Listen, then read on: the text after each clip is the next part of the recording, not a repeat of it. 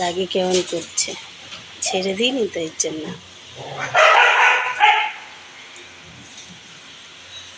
রাগে কেন করবি, কত রাগ। ধরতে দেবে না, দেখেছে যখন।